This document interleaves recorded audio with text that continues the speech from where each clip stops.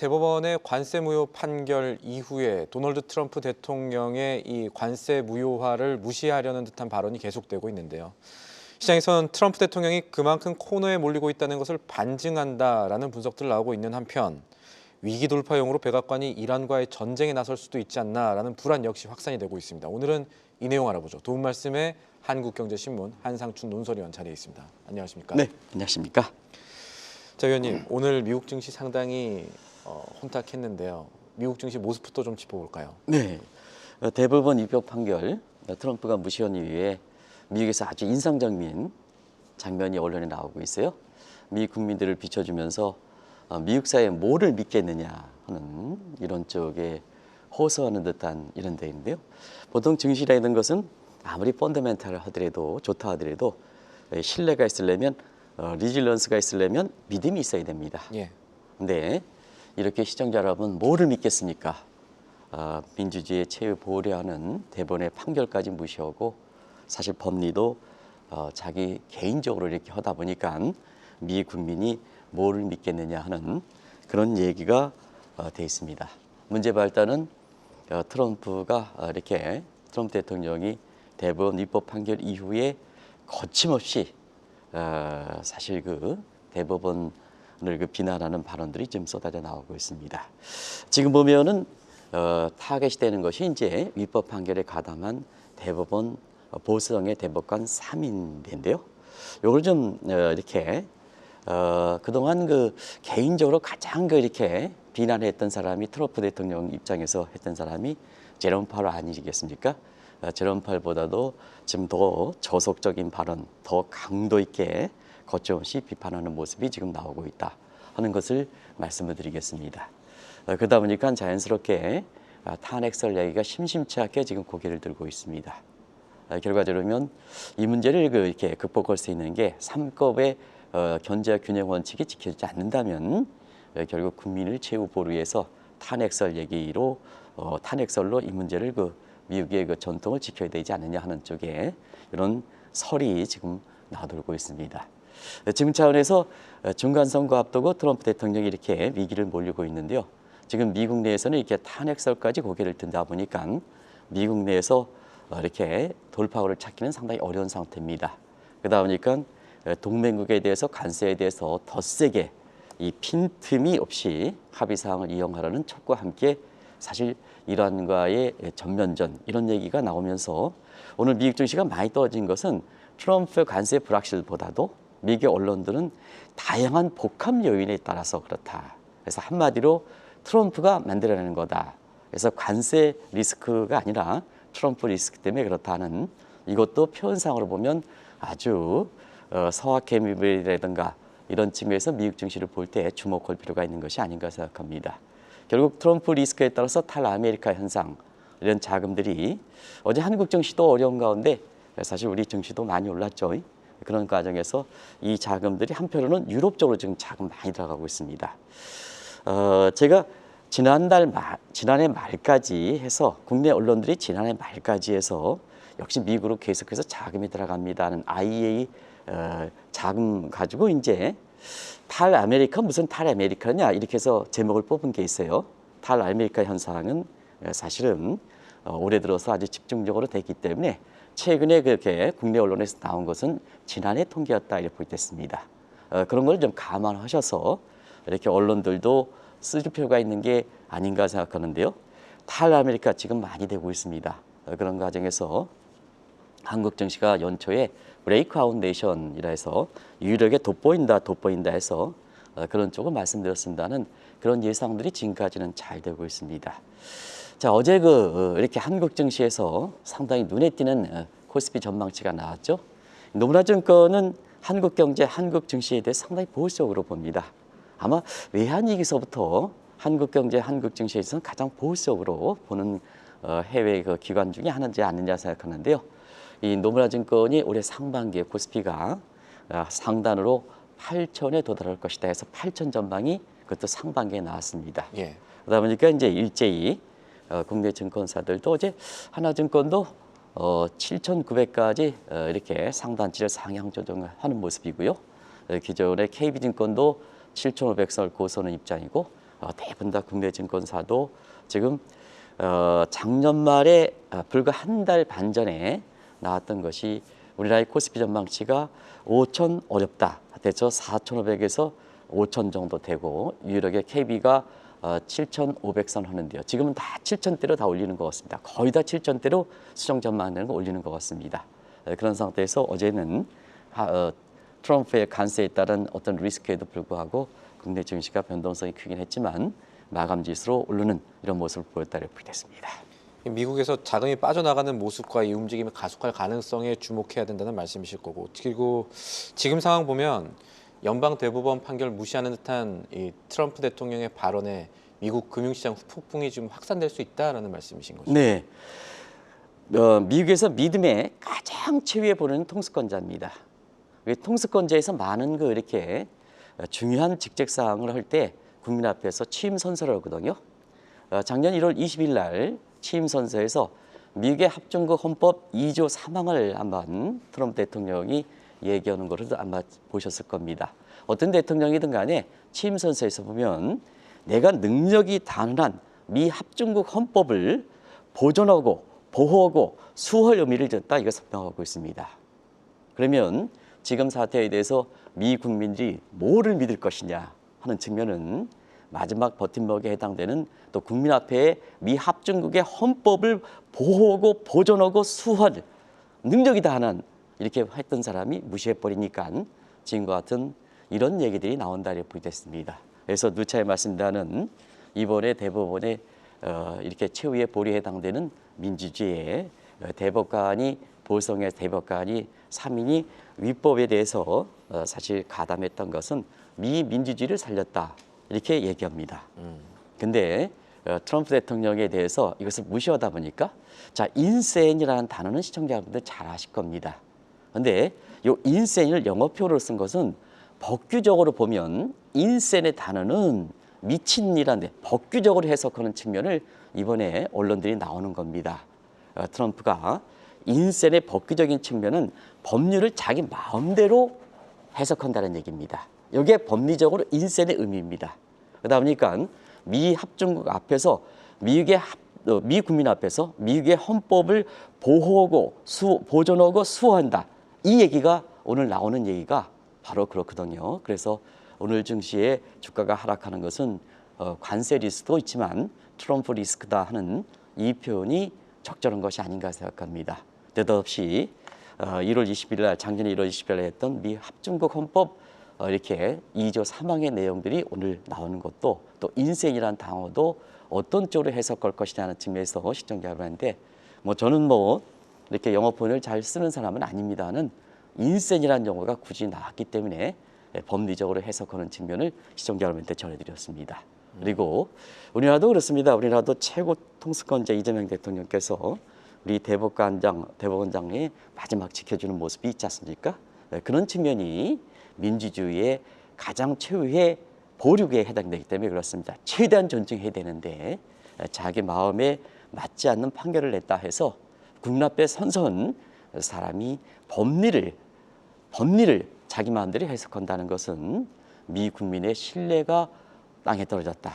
그러면 미국에서 신뢰가 떨어졌을 때 아무리 펀더멘털이 괜찮다 해도 보건력 있으면 신뢰가 중요한 겁니다. 그렇지 않습니까? 그래서 신뢰적인 측면에서 오늘 제기되는 사항을 한번 잘 지켜보실 필요가 있다는 것을 말씀드리겠습니다. 화면 자막에 적힌 단어도 그렇고 오늘은 미국의 주요 언론들도 미국의 금융시장 움직임 평가하면서 이른바 트럼프 리스크가 심상치 않음을 시사하는 용어들을 좀 많이 쓰기도 했다고요? 네, 사실 오늘 주가가 떨어지니까 관세에 따른 불확실성이다 하는데 미국의 언론들은 그렇게 표시하지 않아서 원문을 그대로 가져왔습니다. 서피드랑 같이 해서 원문을 그대로 보여주겠습니다. 자, 이 편입니다. 이게 마켓워치입니다. 오늘 주가가 그다음에 채권 시장의 수익률이 흔들린 것은 because of tariff, 그래서 관세 때문만이 아니다 하는 이 입장이 상당 부분 향후에 시사하는 점이 많을 겁니다.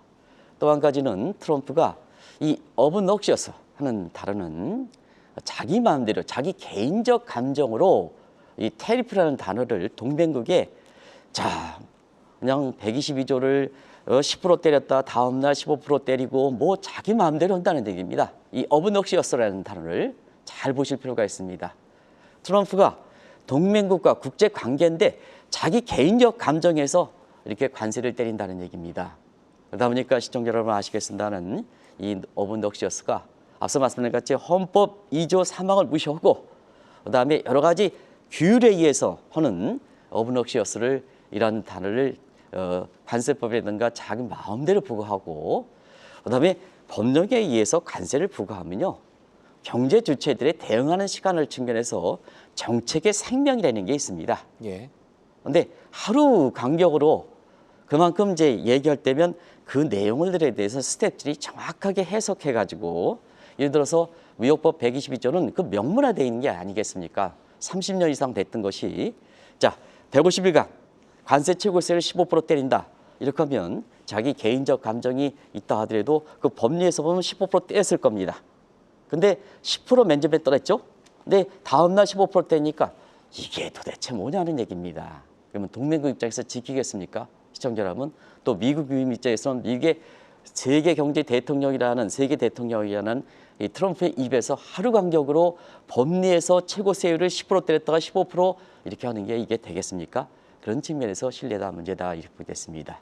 결과적으로 보면 미 국민을 대표하는 통수권자가 어떻게 국정 운영을 개인적 감정으로 하는 것이냐, 여기 개인적 감정으로 하는 것이냐, 시청자분들 여기에 대해서 자 대법원의 판결 이후에 트럼프가 대통령이 보여주는 모습에 대해서 사실 상당 부분 감정에서 처리된다는 것은 아실 겁니다.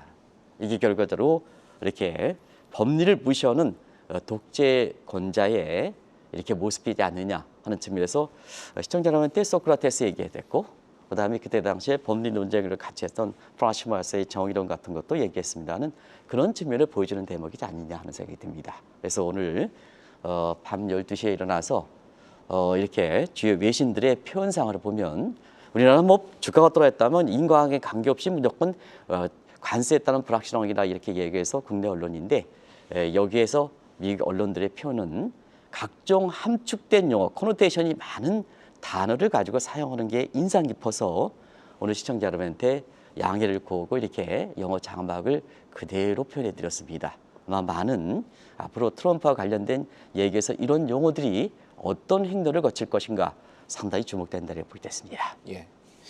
관련해서 미국 내에서 대통령 탄핵설이 다시 나오고 있다고요. 네, 사실 트럼프는 뭐 탄핵설이 나올 수밖에 없는 상황이죠. 그 뭐 개인의 감정, 개인의 역사를 보면 각종 설에 가장 많이 시달렸지 않습니까? 각종 말에 시달렸던 게 본인이 평범한 미 국민들에선 다른 이상적인 비정상적인 행위가 나왔기 때문에 그동안 뭐냐 대통령직에 있던 그 이전이든 각종 설에 많이 시달렸다 이렇게 볼 때 있습니다. 그래서 우리가 대통령직을 한번 갖고 시간을 끊어서 한번 말씀드리겠습니다. 왜 이렇게 최근에 탄핵설이 이번에 고개를 들까 하는 측면은 설은 트럼프에서 보면 아주 익숙한 용어입니다. 2016년 시청자 여러분 아시겠으나 정치 신출력이었습니다. 그다음에 여러 가지 TV에서 도덕적으로 뭐 이렇게 오늘 아침에 그런 얘기도 하긴 어렵습니다는 도덕적으로 문제가 돼서 이렇게 해서 했던 사람이 이제 느닷없이 대통령에 나오다 보니까 결과적으로는 과거의 대통령으로 볼 때는 이 대통령 후보로서 자격이 있는 것이냐 하는 이 측면에서 좀 오늘 이렇게 방송이 아니라면 여러 가지 좀 이렇게 남녀 문제라든가 이런 것 좀 그때 당시에 제가 미국에 있을 때 이렇게 보면 그런 얘기를 좀 해주고 싶은데요. 그건 TV에서 나왔던 얘기라든가 좀 오늘 좀 끝이도록 하겠습니다. 당선 이후에는 당선 무효설이 제기됐었죠. 그리고 집권 1기에는 무려 5차례 걸쳐서 탄핵이 시달렸습니다. 그 내용을 좀 잠시 보면 지금과 가히 유사한 점이 있습니다.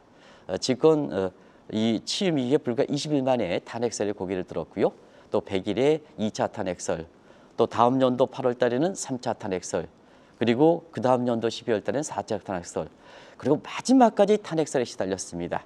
왜냐하면 친트럼프 퀴즈에 의해서 미 의회가 점령했던 것이 트럼프가 조정한 것이 아니냐 하는 이 대목이 문제가 되면서 퇴임 7일 앞두고 5차 탄핵에 위기에 몰렸던 것도 시청자 여러분 기억나실 겁니다.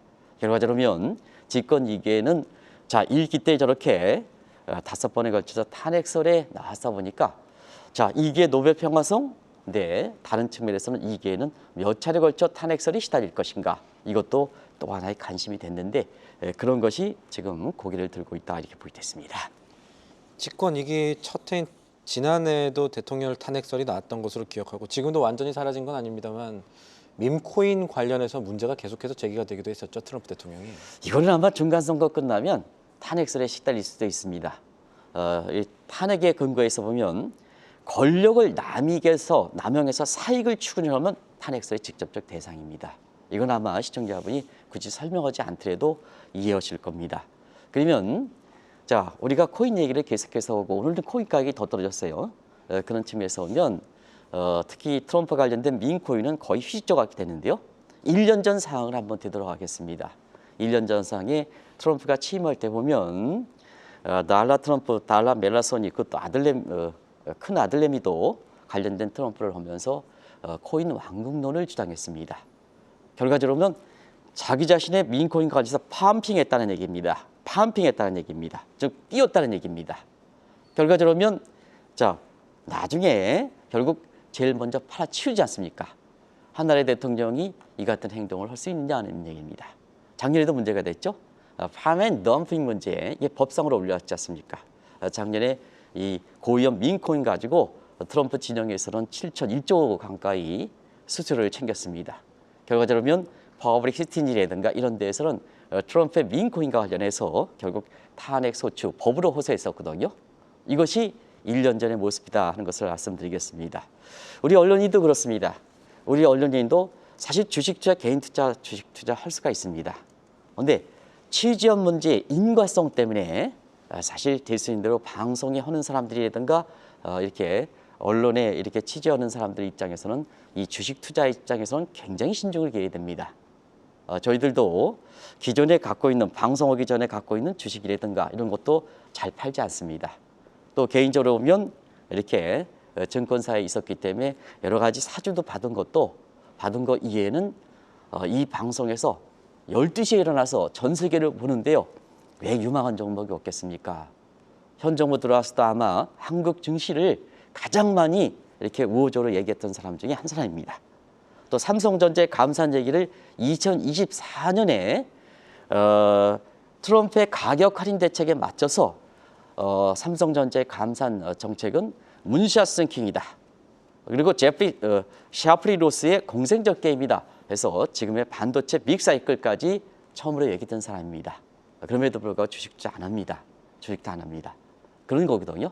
근데 이 얘기를 굳이 하는 것은 권력에서 최고의 양질의 정보든 악질의 정보든 증시에서 가장 영향력 있는 사람이 사실 이렇게 개인적인 이렇게 연유 관계에서 설령 본인의 의지가 없다 하더라도 연유 관계가 있으면 신중을 해야 되는 것이 국민 앞에 최고 통수권자의 모습이지 않습니까? 그런데 지금 상태에서 1년 전에 코인 왕국론을 주장했던 사람이 지금 자기 자신에 관련된 밈코인은 휴지조각이 됐습니까? 어떻게 이해해야 되겠습니까? 탄핵당할 소지가 있는 거죠. 이게 지금도 여전히 남아있다는 것을 말씀드리겠습니다. 말씀하신 내용을 좀 이어가서 어디까지나 가정이고 투자 시나리오의 차원인데 트럼프 대통령이 탄핵 소추당하면 시장은 어떻게 움직일까 생각해 보려면 일단 절차가 어떻게 진행되는지를 알아야겠죠. 네, 앞으로 이제 탄핵 얘기가 심심치 않게 나올 겁니다. 특히 중간 선거에서 집권당 공화당이 패퇴하면 이 문제가 불거질 수가 있는 소지가 있기 때문에 아마 미국의 탄핵은 어떻게 할 것인가 대부분 다 인터넷만 두들기면 다 나오는데요. 간단히 좀 말씀을 드리면 뭐 자막에서 이제 나오겠습니다는 탄핵은 소추까지는 이제 미국의 의회고 우리는 국회고 결과는 각 그 국가의 특성에 따라서 다르다 하는 것을 시청자분도 다 아실 거로 생각합니다. 그래서 그 절차를 좀 얘기하고 시간 관계상 이렇게 탄핵 결정은 미군 상원에서 한국은 헌재위에서 3분의 2의 찬성을 한다는 것은 시청자 여러분이 잘 아실 거로 생각합니다. 그런 과정에서 지금 민주당 의원을 주도가 돼서 일부 공화당 의원도 가세되는 모습에서 왜냐하면 중간 선거는 공화당 의원들의 운명을 결정하는 겁니다. 트럼프가 아니라 공화당 자신의 운명을 결정한 겁니다. 문제는 트럼프가 이렇게 국민의 지지도를 30% 지금 30% 깨지는 모습인데요. 여기까지 되면 사실 트럼프 여부와 관계없이 공화당 의원들은 중간 선거에서 했던 공화당 의원들은 자신의 운명을 계속해서 결정해야 되거든요. 그러면 트럼프가 자기 자신의 운명에 결정하는 중간 선거에서 도움이 되지 못한다면 격리가 돼야 되겠죠. 격리가 돼야 되겠죠. 그런 모습이 지금 일부 공화당 사이에 나오고 있다 이렇게 볼 때 있습니다. 이러저런 대법원 판결 이후에 일부 공화당 의원들이 트럼프가 왜 헌법에서 대법원에서 판결한 내용들을 왜 존중하지 않을까 하는 측면이 지금 속속들이 나오는 것도 결국 중간 선거에서 트럼프 대통령이 중간 선거에서 공화당 의원들의 이렇게 당선하는데 도움되지 않겠다는 측면에서 일부 반발 기미가 아니냐. 그와 함께 같이 민주당 의원과 탄핵 움직임이 나오고 있다 이렇게 보겠습니다. 트럼프 대통령은 실제로 집권 1기 당시 하원에서 탄핵 소추를 당했었던 대통령이었거든요. 이후 상원에서 부결이 되긴 했습니다만 그때 트럼프 대통령이 취했던 반격들을 생각해 보면 만약 이번에 탄핵 소추를 당하면 보복성 조치가 더 심하게 나올 수 있다라는 어떤 리스크도 생각을 해봐야 되지 않을까요? 네. 그래서 1기 때 있잖아요. 지금 말씀하셨던 내용들이 있잖아요. 그 내용들이 지금 반복되고 있는가 하는 것을 1차에서 5차 탄핵 소추될 때 뭐 가지고 문제가 됐는가, 지금은 어떤 사태일까, 반격이 강도 있게 될 것인가 하는 것을 제가 과거 히스토리 가지고 한번 보겠습니다. 서 PD랑 같이 시간이 다 이게 됐기 때문에 한번 보겠습니다. 집권 1기 때 1차 탄핵설에 직접 접할 반이민 행동입니다. 그때 벌써 지금 이민과 관련돼서는 더 강도 있게 이렇게 지금 반발이 나오고 있지 않습니까? 이와 관련해서는 굉장히 총하고 이렇게 인권을 이렇게 유린하는 이런 모습들이 트럼프 진영에서 좀 나오고 있지 않습니까? 오케이. 그다음에 2차 탄핵설은 제임스 코빈 FBI 국장입니다. 역시 미국의 FBI 국장도 문제가 되는 거고 고용통계국장도 문제가 되는 겁니다. 그리고 3차 탄핵설은 이 개인 변호사와 선거 캠프의 유죄 문제, 인사 유죄 문제, 이건 좀 시간이 가면 갈수록 좀 이렇게 어떻게 될지 지켜봐야 되겠습니다. 4차 탄핵 사건은 우크라이나의 스캔들이거든요. 역시 지속되는 문제. 그다음에 5차 탄핵 이유는 미국의 의회 점령 사태인데 지금 뭐냐, 대법원의 이렇게 판결 문제에 대해서 무시하는 풍조에 대해서 어떻게 생각할 것이냐 하는 문제입니다. 그리고 앞서도 말씀같이 트럼프의 민권인과 관련된 최고 통수권자의 권력을 이용한 사채행위, 이걸 어떻게 보냐는 문제입니다. 작년에는 사실 팜앤드 덤핑 문제, 이 문제에 대해서 워낙 초기에 레드스윗 문제가 돼 있기 탄탄했기 때문에 작년에는 탄핵 소추에 올라가지는 않았습니다. 근데 지금 상황은 어떨까? 1년 후가 되는 지금 상황은 어떨까? 잠시 진행커가 이렇게 질문해 주면 지금 상황을 제가 한번 보도록 하겠습니다. 말씀하신 대로 지금 그때와 지금이 무엇이 다른가가 중요합니다. 그러니까 우리는 뭐가 다른가를 알아야 되는데 그 부분이 아까 말씀하신 이 레드 스윗과 같은 정치적 지형의 변화입니까? 네, 미 국민이 대법원 판결 이후에 트럼프가 무시하니까 뭐를 믿습니까? 이 장면이 나왔지 않습니까? 1년 전의 상황과 지금 상황은 완전히 다르고 있죠. 그런 측면에서 탄핵 문제에 대해서 앞으로 계속해서 지켜봐야 될 문제는, 자, 미국의 레드스윗 문제가 1년 동안에 너무 빨리 무너지고 있습니다. 대법관 문제, 이번에 진보 세력으로 가심해서 이렇게 위법 판결에 가담했던 분 중에 하나가 위스콘신 대법관입니다. 이거는 작년 4월 달이거든요. 작년 4월 달에 트럼프가 취임한 지 2개월 정도 됐습니다. 그런데 이때 당시에 보수성의 위스콘신 대법관이 진보성의 대법관으로 바뀌었습니다. 그만큼 짧은 순간에 트럼프가 국민 앞에 선서했던, 오늘 얘기 나오는 미 국민 앞에 미 합중국의 헌법을 보호하고 보존하고 그다음에 수호해야 된다 하는 이 대목이 왜 나왔겠습니까? 그만큼 짧은 순간에 사실 트럼프가 국민들의 선서를 무시했기 때문에 이렇게 레임덕 현상이 나오는 거죠. 그리고 작년 지방선거에는 완전히 공화당 집권당이 실패를 다 했죠. 선거 치료마다 싹 해서 심지어는 마이애미, 플로리다가 있는 마이애미 주지사까지 민주당이 뺏겼지 않습니까? 그리고 2022년 첫 나라 살림과 관련돼서 일부 공화당 의원들이 국가 채무 문제를 들어서 반발하는 입장이고요. 그래서 아직도 임시 예산으로 연명되는 이런 상태지 않습니까? 그리고 트럼프 주변도 가장 핵심에 있던 커트 프린스 같은 일론 머스크 같은 사람이 같지 않습니까? 그리고 또 하나는 아크로티스에 해당되는 소위 마이론도 이렇게 떠나갈 준비가 돼 있지 않습니까? 그러다 보니까 차기 의장이 케빈 워시가 트럼프와의 개인적으로 개연을 갖고 있는 사람을 임명시켰지 않습니까? 사위를 임명시켰지 않습니까? 이것도 사실 되는 상황이거든요. 그러면 마지막으로 국정 운영에 있어서는 국정에서는 이번에 대법관의 양심선에 대해서 트럼프가 인센이 아니고 센이라는 사람, 법리를 지켜주는 사람이라면 이걸 존중해야 되는 게 미국 국민의 마지막 버팀목 아니겠습니까? 이것도 무시한다. 그리고 앞서 말씀한 것 같이 어브넉스였어요. 자, 법리를 자기만 개인적 감정에서 판단한다. 그러면 동맹국이 지키겠느냐? 우리도 앞서가는 게 아닌 거죠. 최소한 뭐냐? 지금까지 합의된 상황은 유지가 되는데 앞으로 액션을 어떻게 할 것이냐? 그래서 앞서 말씀같이 너무 앞서지도 말고 뒤서지도 말아라 하는 얘기가 지금 다 동맹국에서 나오고 있지 않습니까? 그런 각도에서 이렇게 보면 우리가 보면 결국은 국민 앞에 권력의 남용 소지가 가장 많은, 왜냐하면 통치행위가 있기 때문에 이 통치행위의 남용 문제를 하면 결과적으로 마지막으로 되는 것이 탄핵 대상이다 하는데 이 문제는 계속해서 나올 수 있는 소지고 좀 성급하게 이렇게 말씀드린 측면도 있지만 이게 중간 선거를 앞두고 계속해서 나올 수 있는 소지이기 때문에 미리 말씀드렸습니다. 결과적으로 미국의 투자 자산 입장에서는 신뢰 문제가 중요합니다. 펀더멘털의 지키더라도 신뢰가 떨어지면 결과적으로 불안한 가운데 왜 거기 자산 넣으시겠습니까? 그래서 지금 세계 글로벌 자금들이 이렇게 작년에 아마 현 정부 출구와 함께 미국 증시에 대해서 정치적 성향과 관계없이 한국의 국장이 좋고 미국 증시는 여러 가지로 이렇게 흔들릴 수가 있습니다 하는 측면을 계속해서 말씀드렸던 거고요. 그게 정치적으로 현 정부를 옹호하기 위해서 그런 게 아닙니다. 지금 상태에서는 수익률이 말해주는 거고요. 그다음에 글로벌 자금도 지금 미국에서 이탈된 자금이 통계상으로 유럽을 갔고 그래서 유럽이 좋습니다. 또 한국으로 오지 않습니까? 이런 것이 보여주는데요.